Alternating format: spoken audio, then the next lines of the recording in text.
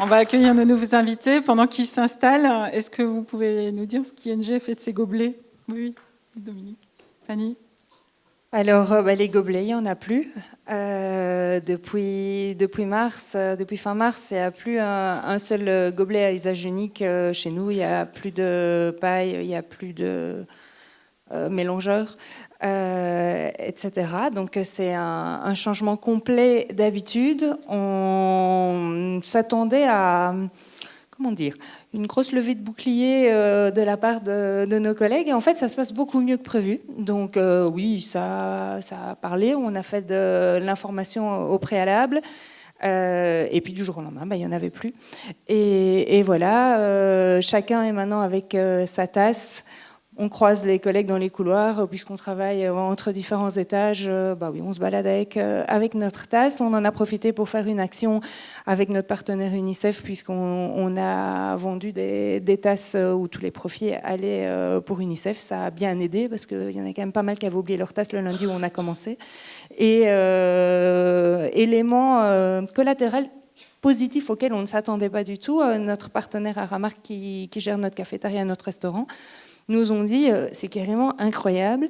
Les salades de fruits, les yogourts, les fromages blancs, etc., maintenant, comme ils sont présentés dans des superbes petits pots en verre, se vendent beaucoup mieux qu'à l'époque où ils étaient vendus dans des pots en plastique. Donc, on est très, très heureux. Les salades dans les éco-box, au début, ça a fait un peu bizarre. Et puis, en 1 ou 2 semaines, les gens sont habitués. Ils ne demandent pas à vérifier si dans l'éco-box, il y a bien la salade qui correspond à ce qui est annoncé sur l'étiquette. Ça se passe bien. Donc, merci beaucoup. Merci à vous. Merci Stéphanie. Fanny. Donc, Fanny Mugel, responsable achat chez Alterdomus. Alterdomus, en 2 mots. Alors, Alterdomus, c'est une société de prestation de services d'administration pour les fonds et les sociétés. En gros, on fait de la comptabilité pour les autres, si je peux résumer. Très bien.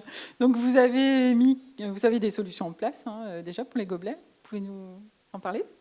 Oui, alors moi, ça fait 2 ans, un peu plus de 2 ans que je suis chez Alterdomus et j'ai grandi chez Alterdomus sans gobelet. Donc, c'était déjà le cas. Je me suis un peu renseignée sur le passé. Et en fait, c'était du jour au lendemain, pas du jour au lendemain, avec une communication préalable, on a informé les employés que les gobelets en plastique allaient disparaître et qu'ils étaient invités à ramener leur propre tasse. Puis nous avons mis en place, je pense comme beaucoup d'entreprises, un welcome gift qui était une tasse, tout simplement. Et voilà. Les salles clients avec des verres, de la porcelaine. Et le Knowledge Center, pareil, nous mettons des verres et des tasses à disposition. Très bien. Et est-ce que c'est toujours aussi simple que ça à mettre en œuvre dans un nouveau projet, une nouvelle entreprise? Est-ce que c'est facile? Pas toujours. Récemment, nous avons déménagé dans nos nouveaux bâtiments à la Cloche d'Or. Dans ce cadre, on a offert un nouveau service à nos employés, qui est une cafétéria. On n'en avait pas avant. Et on a mis à disposition du café d'une célèbre marque américaine qui est très souvent associée à un beau gobelet et un capuchon en plastique au-dessus et une machine à jus d'orange. Donc c'est vrai on a dû faire de la communication pour dissocier le service avec l'image de marque qui est associée. Et dans ce cadre, en fait, on a travaillé avec notre partenaire Sodexo, qui est notre fournisseur pour la cantine, mais aussi pour le nettoyage, pour faire un système de roulement pour les verres. Donc ce sont des verres qui sont à disposition aussi bien à la cafétéria que dans les différents étages. Pour se servir du jus d'orange, on les met le soir au lave-vaisselle et les employés de Sodexo les ramènent le lendemain à la cantine. Pour que tout se fasse en roulement et qu'il n'y ait pas de gobelets en plastique ou en carton. Merci Fanny. Vous avez des représentations aussi partout dans le monde. Vous avez une grande croissance externe. Est-ce que vous pensez le manifeste au-delà du Grand-Duché? Oui, bien sûr.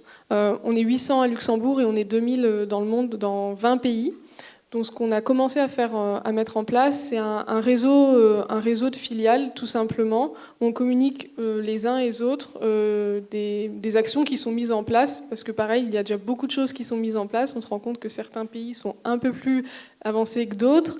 Et on a aussi des challenges, parce que sur certains pays, on est petit. Et on dépend aussi beaucoup des propriétaires quand on est dans des espaces partagés. Et là est le vrai challenge, parce que quand on est finalement propriétaire ou locataire d'un building dans son entièreté et qu'on gère toutes les facilities, c'est facile parce qu'on peut choisir, mais des fois on ne peut pas choisir. Et là est le challenge, effectivement. Okay, merci. Dominique Laurent, vous êtes Managing Director chez PwC. PwC, on présente encore un petit peu? PwC, ce n'est pas PVC, même si on en consomme beaucoup, on en consommait beaucoup. C'est vrai. Donc moi, je suis en charge effectivement donc, des activités liées au bâtiment et aux services qui touchent au bâtiment, les achats, ainsi que la gestion des événements au sein de la firme. Et donc au travers de ces activités, on était confronté à un usage assez important d'énormément de plastique à usage unique. On a, nous, déménagé un peu plus tôt qu'Alter de Muse, donc aussi à la Cloche d'Or, en 2014. On venait de bâtiments où tous nos gobelets étaient plastiques dans les machines à café. On a migré vers des gobelets carton en se disant c'est déjà plus vertueux, mais le recyclage reste malgré tout nécessaire et n'est pas encore possible à Luxembourg et même à l'étranger. On a du mal à trouver des filières. Et donc on a décidé 2 ans plus tard, vers 2016, de passer vers des systèmes de tasses également réutilisables.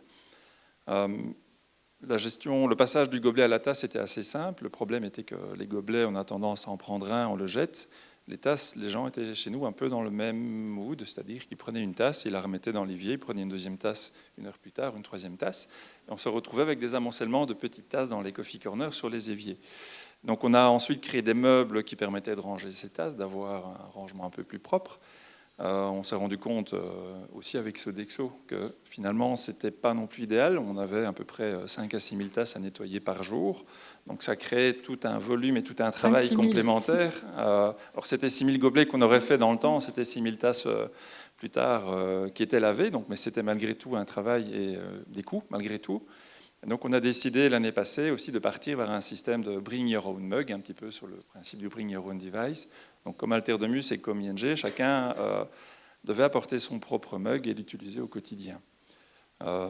Petite levée de bouclier, les gens nous ont dit mais on ne sait plus boire de café. On leur a dit si, mais amenez vos mugs. Beaucoup de BU, donc des groupes, nous ont demandé de racheter des mugs pour tout le monde.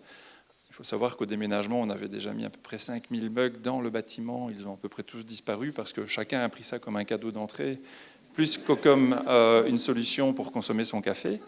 Et donc, épuisé de rajouter et de remettre sans cesse des mugs, on a proposé à chacun d'amener son propre mug.